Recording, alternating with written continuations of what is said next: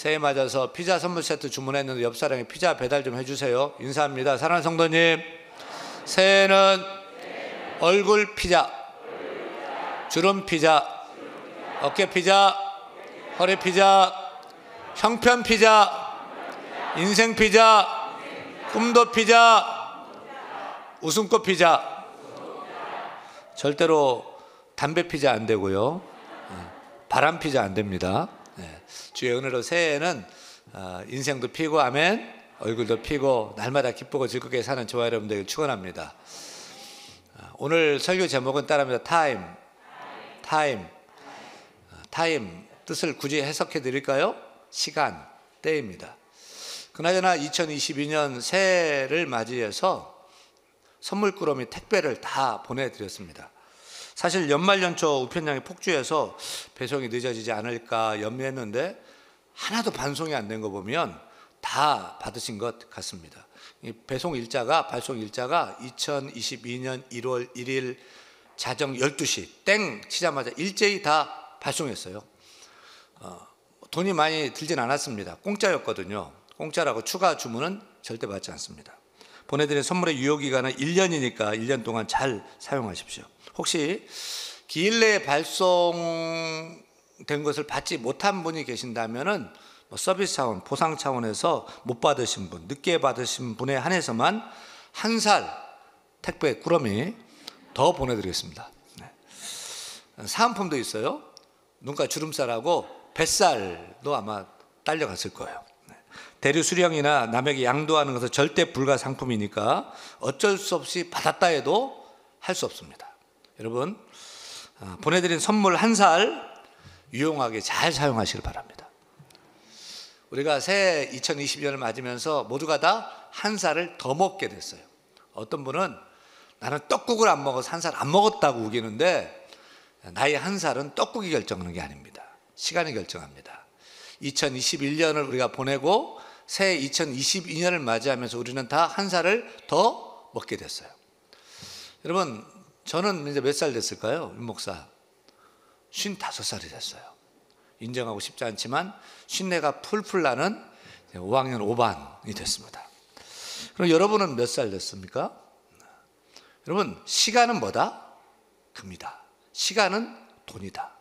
근데 돈으로 금으로 시간을 살 수는 없습니다. 우리 하나님께서 우리를 사랑하셔서 새해를 맞아서 그 금보다도 귀한 시간, 한 해 한 살을 다 선물해 주셨어요. 그렇다면 우리는 어떻게 그 시간을 맞이하고 또 어떻게 사용해야 될까요? 우리는 올 한 해 주어진 이 시간을 어떻게 지혜롭게 사용해서 후회하지 않고 감사와 보람이 넘치는 삶을 살 수 있을까요? 오늘 우리는 솔로몬이 쓴 전도서를 읽었습니다. 솔로몬, 여러분 뭐가 생각납니까? 제일 먼저 지혜의 왕이죠. 지혜의 지존입니다. 솔로몬보다 더 지혜로운 사람은 전에도 후에도 없는 지혜의 킹, 지혜의 끝판왕입니다. 또 솔로몬은 전성기 때 그가 누린 부귀영화는 대단했습니다. 세계를 정복했던 로마 황제를 넘어서는 부귀영화를 누린 사람이 솔로몬입니다. 인류 최고의 부귀영화를 그가 누렸어요. 심지어 아내가 몇 명이요? 1000명이요. 이 대목에서 살짝 이제 부러워하는 분도 계신 것 같은데, 이 솔로몬이 젊어서는 잠언을 썼고 나이가 들어서는 전도서를 썼어요. 여러분, 노년에 쓴 그 솔로몬의 전도서를 생각할 때 여러분 어떤 성구가 제일 먼저 생각이 납니까? 저는 두 단어가 딱 생각나는데, 하나는 해 아래에서, 또 하나는 헛되다. 이게 생각납니다.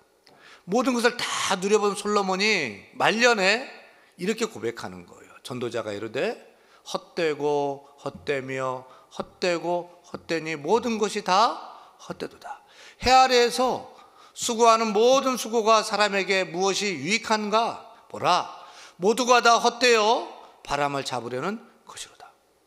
다 누려본 솔로몬이 모든 것이 다 헛되다, 바람을 잡는 것과 같다. 그래서 전도서 1장과 2장을 읽고 성경을 딱 덮으면 우리는 헛되다는 허무주의, 세상의 모든 것을 괴롭고 부정적으로 보는 비관주의, 염세주의에 빠질 수가 있습니다. 그런데 전도서 3장을 읽으면 솔로몬의 의도가 그것이 아닌 것을 분명히 알 수 있어요. 솔로몬의 인생에 바람같이 왔다가 쉬이 지나가 버리는 것처럼 헛될 뿐이지만 우리가 주어진 시간을 지혜롭게 관리하고 믿음으로 경영하면 허무한 인생이 아니고 의미 있고 보람이 넘치는 인생을 살 수 있다. 볼썽사납고 추한 인생이 아니라 시간 관리를 잘하면 아름다운 인생을 살 수 있다면서 지혜왕인 솔로몬이 자기가 터득한 시간의 관리법, 시간의 경영 노하우를 우리에게 가르쳐 줍니다. 그렇다면 어떻게 우리는 헛된 바람 같은 인생을 의미 있고 보람차고 아름다운 인생으로 만들 수 있을까요? 솔로몬이 터득한 그 시간의 관리법, 시간의 경영법은 무엇일까요? 첫째, 우리가 허무한 인생이 아니라 아름다운 인생을 살기 위해서는 따라합니다. 주어진 모든 시간을 하나님이 주신 시간으로 인정하고 즐겨라. 솔로몬은 허무한 인생이 아니라 의미 있고 보람차고 아름다운 인생 만들기 위해서는 하나님이 우리에게 주신 모든 때, 모든 시간마다 하나님의 계획이 있고 또 목적이 저마다 다 있으니 그 모든 시간을 인정하고 즐겨라, 이렇게 말합니다. 전도 3장 1절부터 읽어보면 이렇게 말하죠. 같이 읽겠습니다. 범사에 기한이 있고 천하만사가 다 때가 있나니 날 때가 있고 죽을 때가 있으며 심을 때가 있고 심은 것을 뽑을 때가 있으며 죽일 때가 있고 치료할 때가 있으며 헐 때가 있고 세울 때가 있으며 8절로 넘어가요. 사랑할 때가 있고 미워할 때가 있으며 전쟁할 때가 있고 평화할 때가 있느니라. 이렇게 세상 만사 천하만사에 다 때가 있다 무려 몇 번 얘기할까요? 때 타임을 무려 1절에 8절까지 29번을 얘기합니다. 11절에는 또 때를 얘기하니까 30번에 걸쳐서 때, 시간을 자꾸 언급하는 거죠.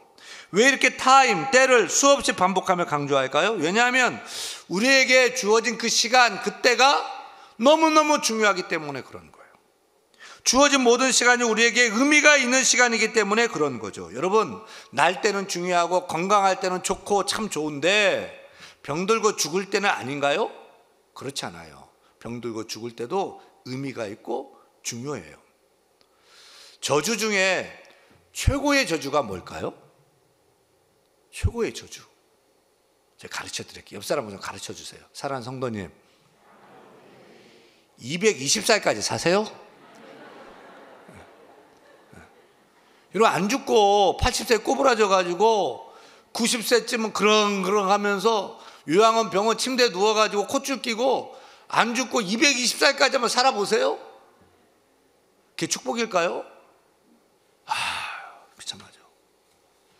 요즘 TV에서 불가살이라는 드라마가 방영되던데 600년이 되도록 안 죽는 불가살이라는 사람이 나옵니다. 그래서 불가살 드라마 보면 이게 축복이 아닌가 봐요.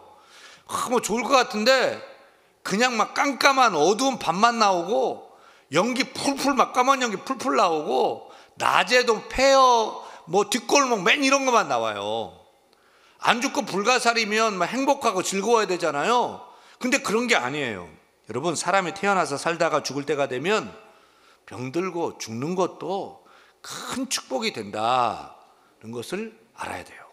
그러니까 모든 때가 다 중요하고 모든 때가 다 필요하고 모든 때가 다 의미가 있다. 그래서 우리가 11절을 주목하고 그 메시지를 붙잡고 살아야 됩니다. 11절, 하나님이 모든 것을 지으시되 때를 따라 아름답게 하셨고, 하나님은 모든 때를 다 아름답게 하셨다.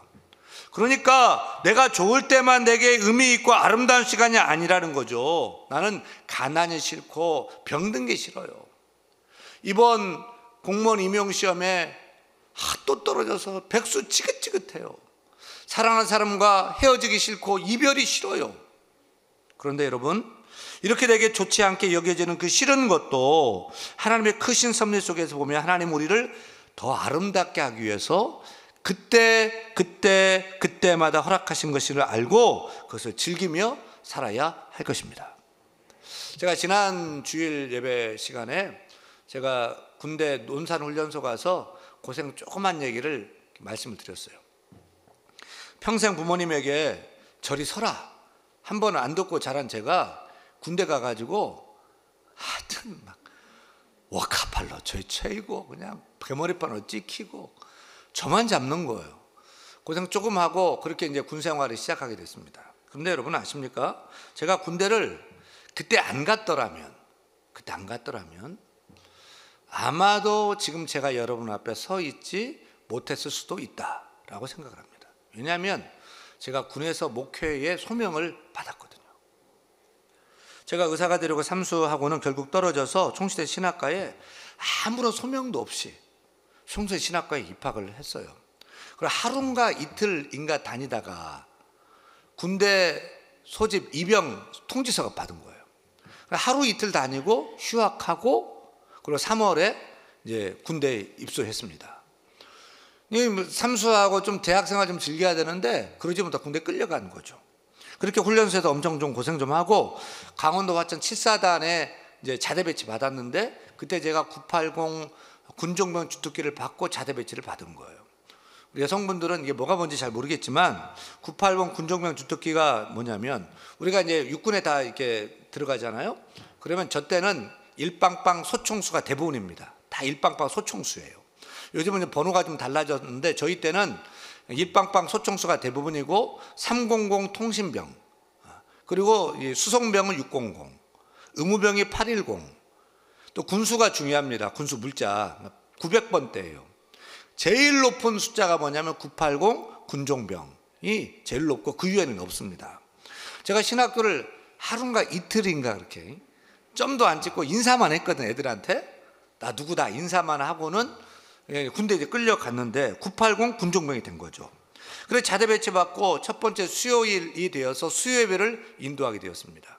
저희 부대가 창설 40주년 만에 980 군종병 주특기를 받고 온 친구는 제가 처음이었어요.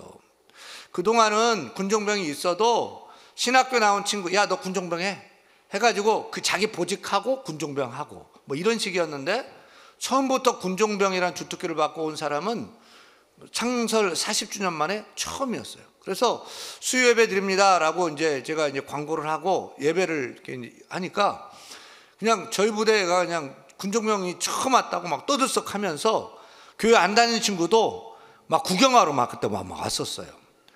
제가 이제 첫 번째 설교를 그때 제 인생의 첫 번째 설교를 했습니다. 첫 번째 설교를 지금도 제가 좀 기억이 나는데 첫 번째 설교를 하고 마쳤는데 그 모임 중에 제일 고참 병장이 저를 좀 보재요.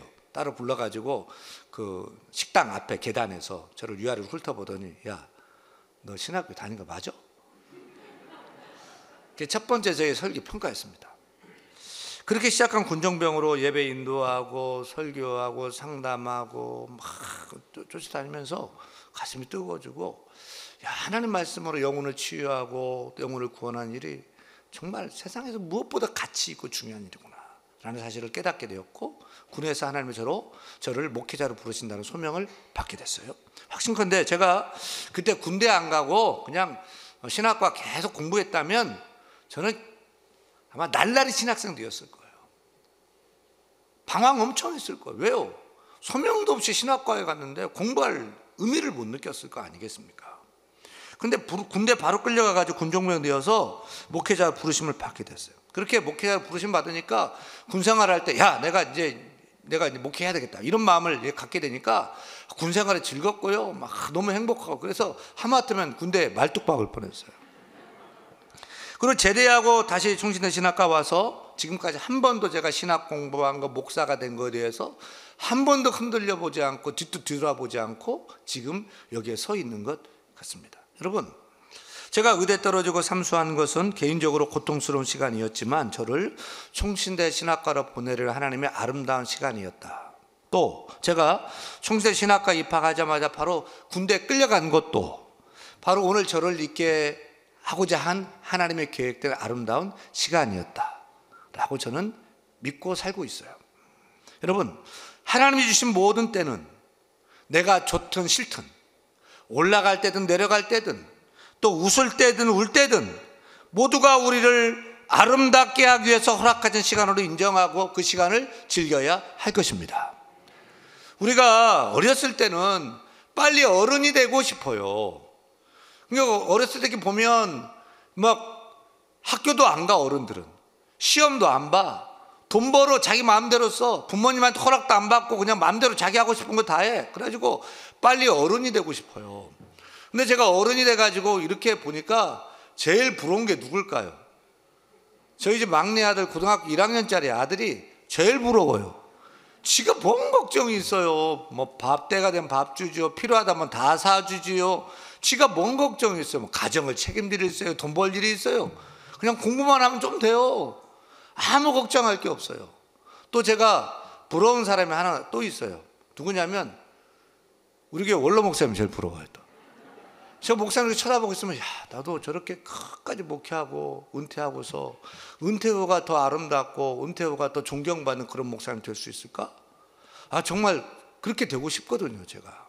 근데 솔로몬은 이렇게 살면 헛되고 험한 인생을 너는 산다, 이렇게 말하는 거예요. 이렇게 살면 행복하지 못한다. 지금 네 때에, 지금 너에게 주어진 시간이 가장 좋은 시간이고 가장 아름다운 시간임을 네가 알고 내가 너에게 허락한 것이니 그 시간을 인정하고 기쁘게 즐겨라. 솔로몬의 메시지예요. 기웃거리지 말라. 10대가 어렸을 때 청년들 부러워 이러지 말고 지금이 좋다. 이게 10대면 10대가 최고인 줄 알고 뭐 즐기면서 살고, 20대 30대 청년들 인생의 꽃 활짝 폈잖아요. 그때 뭐 인생이 왜 이래, 뭐 아파트 결혼은 어떻게, 뭐 이런 생각 말고 그냥 그 청춘의 때를 즐기며 열심히 사는 거죠. 또 40대 50대 되면 참 이 가정을 짊어지는 참 어려운 무게도 있지만 인생의 열매가 막 맺히는 그런 때가 아닙니까? 그때를 즐겨라. 60대가 돼서 은퇴하고 70, 80, 90이 되어서 노년이 되었지만 잘 살아왔잖아요. 잘 살아왔잖아요. 그 노년의 그 시간도 하나님 주시는 아름다운 때임을 알고 받아들이고 인정하고 즐겨라. 하나님 주신 모든 때, 모든 시간이 다 우리에게 가장 좋은 시간이고 가장 아름다운 때임을 알고 인정하고 즐겨야 할 줄로 믿습니다. 둘째, 우리가 허무한 인생이 아니라 의미 있는 인생, 아름다운 인생을 살기 위해서는 따라합니다. 하나님 주신 시간에 최선을 다해 수고하라.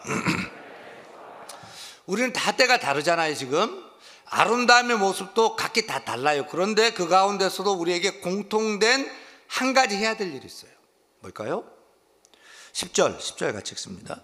하나님이 인생들에게 노고를 주사 애쓰게 하신 것을 내가 보았노라. 내가 허락된 그때 그 시간에 애써야 된다는 거예요. 수고해야 된다는 거예요. 13절에 솔로몬은 성공적인 시간의 경영법을 이렇게 말합니다. 읽습니다. 사람마다 수고함으로 낙을 누리는 그것이 하나님의 선물인 줄도 또한 깨달았도다. 하나님에게 선물을 주신대요. 무슨 선물이요? 힘쓰고 애써가지고 콩을 심었으면 콩이 나게 하고 팥을 심었으면 팥이 나게 하는 그런 열매를 주겠다는 거죠. 내가 수고하고 애쓰면 거기에 맞는 대가, 거기에 맞는 열매를 거두고 그것이 낙이 되고 하나님의 선물이다. 그렇게 알고 살아라.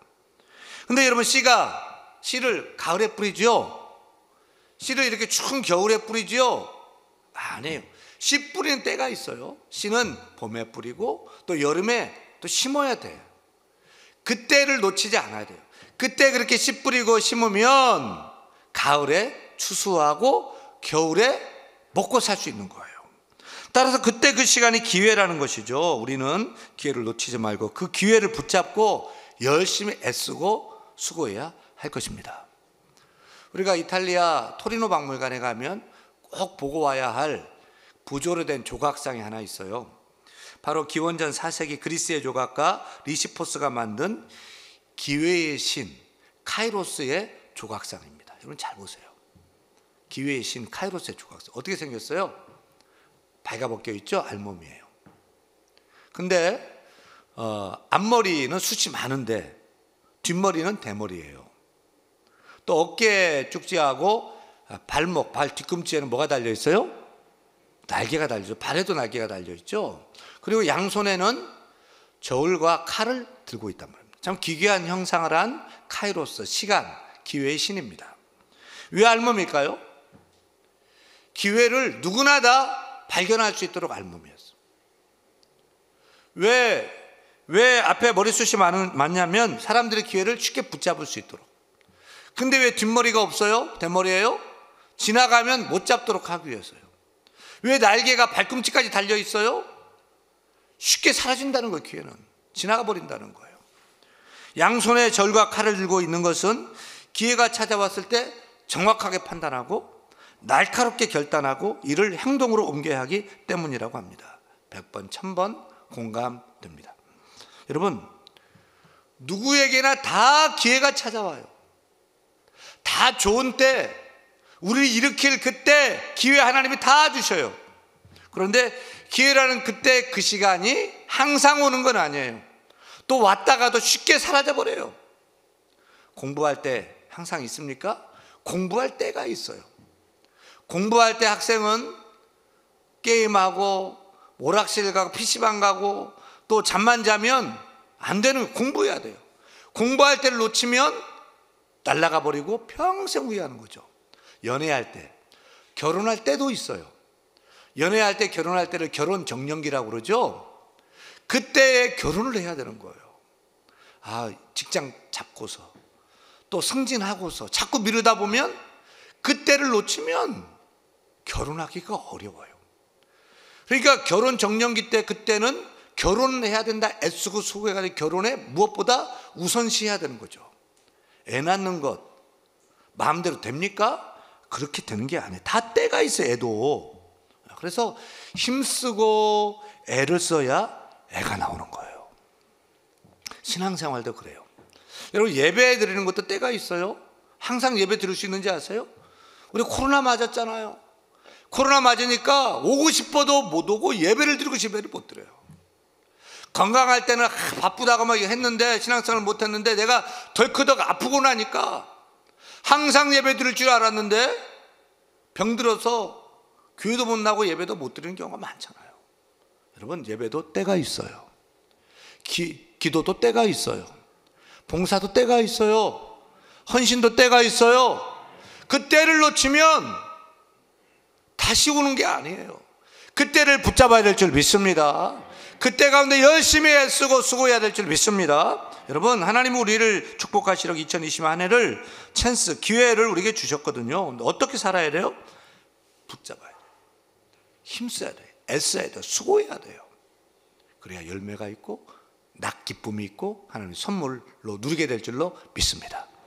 셋째, 우리가 허무한 인생이 아닌 의미 있는 인생을 살기 위해서는 따라합니다. 인생의 마지막 시간을 천국으로 이어가는 삶을 살라. 우리가 살면서 꼭 기억해야 될 것은 인생의 마지막이 있다. 마지막 때가 있다. 누구나 다 죽는다. 그래서 2절 보면 날 때가 있고 죽을 때가 있습니다. 다 날 때가 있고 예외 없이 죽을 때가 있다. 따라서 그 마지막 죽을 때를 잘 준비해야 돼요. 이게 중요합니다. 요즘 코로나로 경기가 안 좋아서 식당들마다 다 울상이잖아요. 그런데 김밥만은 늘 즐거워하는 거예요. 그래서 이웃들이 김밥에게 물었어요. 야, 우리 다 죽어가는데 너는 왜 맨날 싱글벙글거려? 그러자 김밥이 대답하기를 자기는 옆구리가 터져 죽어도 갈 데가 있어서 그렇다는 거예요. 넌 죽어서 도대체 어디로 가는데? 라고 묻자 김밥이 뭐라고 대답했을까요? 김밥 천국. 김밥도 옆구리 터져 죽으면 갈 때 천국이 있다는데, 김밥 천국이 있다는데, 여러분은 천국 준비되어 있어요? 내가 밤잠 안 자고 애쓰고 막 구두쇠 노릇하고 남한테 요거도 먹으면서 밟아가면서 상처 주면서 돈 벌고 사업하고 막 움켜주고 출세하고 성공했는데 천국이 준비 안 돼 있다. 천국을 모른다. 비참한 것입니다. 그래서 하나님은 11절에 보면 이렇게 하셨어요. 하나님이 또 모든 사람들에게 뭘 줬어요? 영혼을 사모하는 마음을 주셨느니라. 다 영혼을 사모하는 마음을 주셨어요. 사랑하는 여러분은 이 땅에서 2박 3일 같은 인생 여행을 다 마치고 나면 그 너머에 영원한 하나님 나라가 있는 것을 아십니까? 그 천국을 사모하십니까? 오늘 하나님 내 영혼을 부르신다면, 내가 눈을 감는다면 저 천국의 눈뜰 그 확신이 있습니까?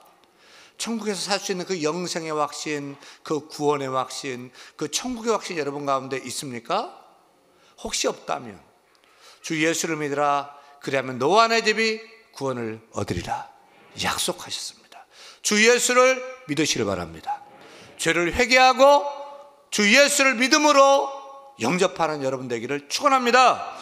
그리고 우리 모두가 다 죄사함 받고 죄에서 구원함 얻어서 이 땅에서 주님과 함께 아름다운 인생, 아름다운 생활을 살다가 주께서 우리 영혼을 부르실 때에 아멘 할렐루야 하면서 저 천국에 입성해서 영원히 살 수 있는 저 여러분 되기를 간절히 축원합니다.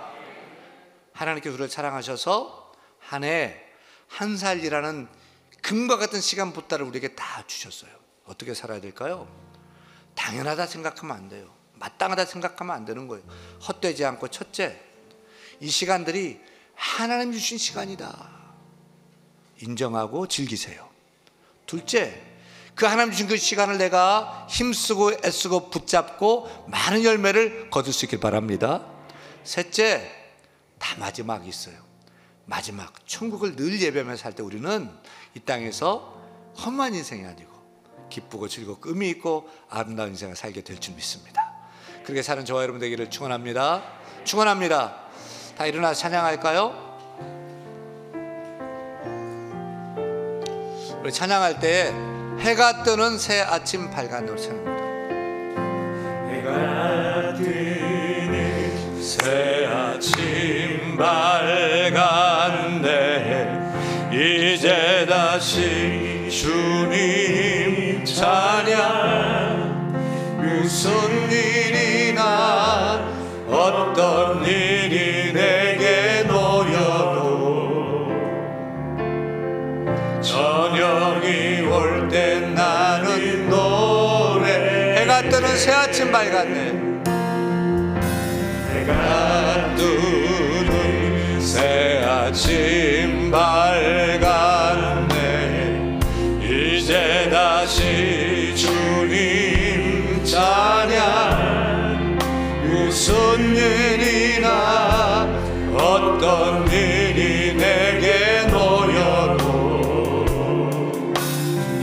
저녁이 올 때 나는 노래. 성축해 내 영혼, 성축해 내 영혼.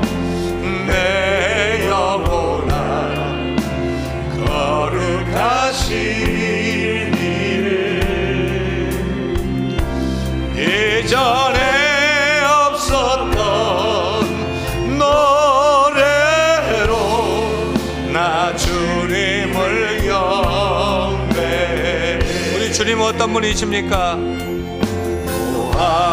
하기를 더디하시는 주의 크신 사랑 넘치네. 주의 선하심 내가 노래하리. 수많은 이유로 나 노래. 곧 그날에 나의 힘 다하고 그날에 나의 힘 다하고 내 삶의 여정 마칠 때 끝없는 찬양 다 드리리라. 아멘. 세월로 나 영원. 다 같이 성축해. 성축해 내 영혼. 아멘. 내 영혼아 거룩하신 이를. 예전에 없었던 노래로 나 주님을 경.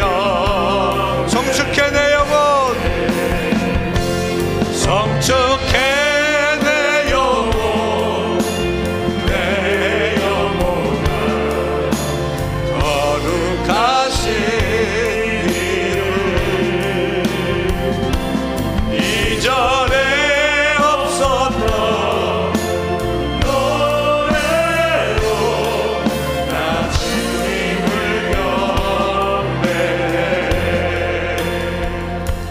여성분들만 송축해 내 영혼, 여성분들만 송축해.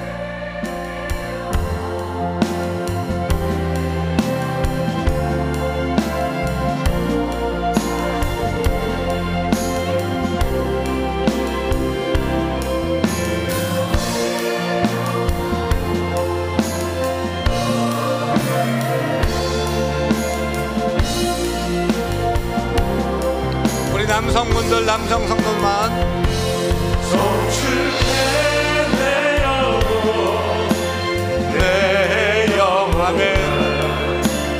거룩하신 이를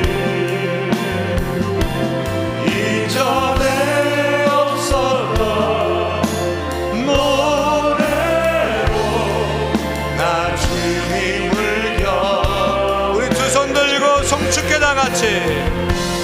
송축해 내 영혼 아멘.